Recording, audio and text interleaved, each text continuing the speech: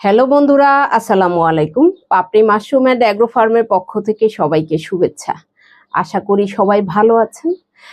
একজন নতুন উদ্যোক্তা গত ডিসেম্বরের শেষের দিকে স্পোন নিয়েছেন। উনি আসলে কোথাও প্রশিক্ষণ নেননি অথবা আমার কাছ থেকেও প্রশিক্ষণ নেননি। তো ওনার অভিযোগ হয়েছে আমি স্পোন দিয়েছি, উনি স্পোন থেকেই চাষ করেছেন।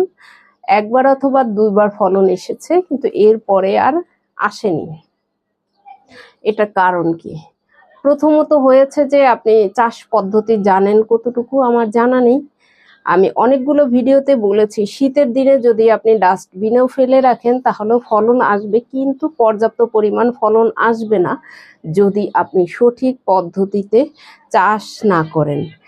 এমনও উদ্যোক্তা পেয়েছি, নতুন চাষি পেয়েছি যে উনি দুপাশ না কেটেই পানি স্প্রে করছেন। তাহলে মাশরুম বের হবে কোথা থেকে সেটা ওনার আইডিয়া নেই। আবার এমনও আছে মুখটা না বেঁধে, রাবার দিয়ে না বেঁধেই দুপাশ কেটে দিয়েছেন, সেক্ষেত্রেও কি পর্যাপ্ত পরিমাণে ফলন পাবেন? পাবেন না। এমনও আছে যে নিচের দিক থেকে এত বড় ডি কেটেছে, উল্টা ডি, সেক্ষেত্রেও ফলন কি আসবে? আসবে না। এখন আপনি দেখিয়েছেন কাটাটা মোটামুটি ঠিক আছে, কিন্তু আপনি কি নিয়মিত পানি স্প্রে করেছেন সেটাও আমার জানা নেই। অথবা আপনি 3 মাস পরে কেন মনে হলো যে আপনার সঠিকভাবে উৎপাদন হয়নি? তার মানে আপনার জানাতেই যদি 3 মাস চলে যায়, সিজন অলরেডি শেষ, শীতের জাতের সিজন নেই, কিন্তু আমার এখনো অনেক উদ্যোক্তারা কিন্তু ফলন পাচ্ছে।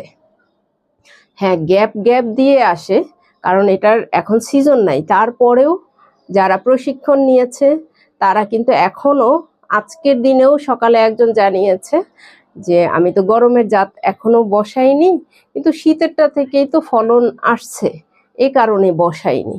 তাহলে আপনারটা কেন আসছে না? আপনি কি প্রতিদিন পানি ঠিকমতো স্প্রে করছেন? যদি আপনি সঠিকভাবে পানি স্প্রে প্রতিদিন না করে থাকেন, সেক্ষেত্রে কিন্তু আপনি ফলন পাবেন না।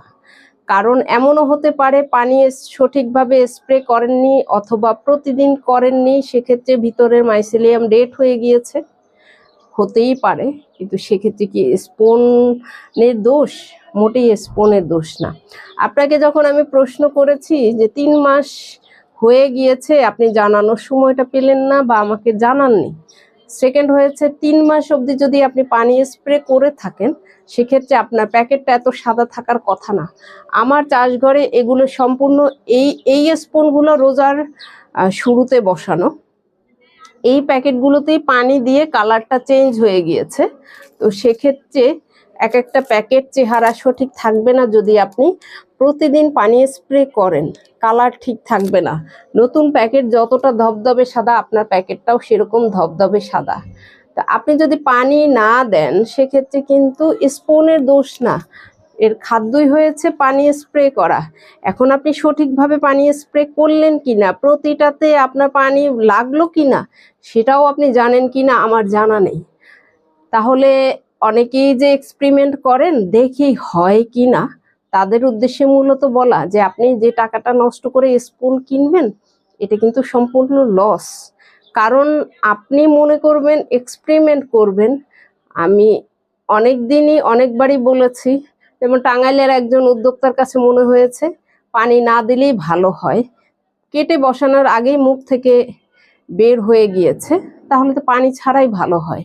2-1টা স্পুন থেকে মাশরুম বের হওয়াই মেইন রুলস না, সেটা হয়তো পারিপার্শ্বিক সাইড থেকে সে বের হয়েছে, সেটা নর্মাল ইস্যু না। এই বিষয়টাকে আপনাকে মাথায় রাখতে হবে। একমাত্র মাশরুম চাষ আপনি যদি না শিখে, না বুঝে, না পরিচর্যা করেন, তো সেক্ষেত্রে আপনার টাকা নষ্ট ছাড়া আর কিছুই না।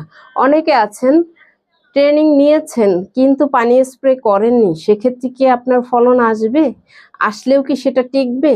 যদিও টিকে যায়, সেটা কিন্তু ফ্রাই হয়ে যায়। তো এই বিষয়গুলো আপনাকে যেমন জানতে হবে তেমন মানতে হবে। না মানলে আসলে আপনি শুধু শুধু মাশরুম জগতে এসে সময় নষ্ট, বদনাম দুটোই। আশা করি ভিডিওটি দেখে উপকৃত হবেন, এবং যারা শুধুমাত্র এক্সপেরিমেন্টের জন্য স্পন কিনতে চান তারাও সতর্ক হন, কারণ আপনার ভুলের কারণে একজন চাষিকে ব্লেম দেওয়াটা ঠিক না। আপনি আপনাকে যোগ্যতা অর্জন করতে হলে আপনাকে শিখতে হবে, তারপরে আপনি যে কোনো কাজই করা উচিত। ভালো থাকুন, সুস্থ থাকুন এবং নিজ ঘরে ঘরে মাশরুম চাষ করে নিজের পুষ্টির চাহিদা মিটিয়ে তুলুন। ভালো থাকুন, আল্লাহ হাফেজ।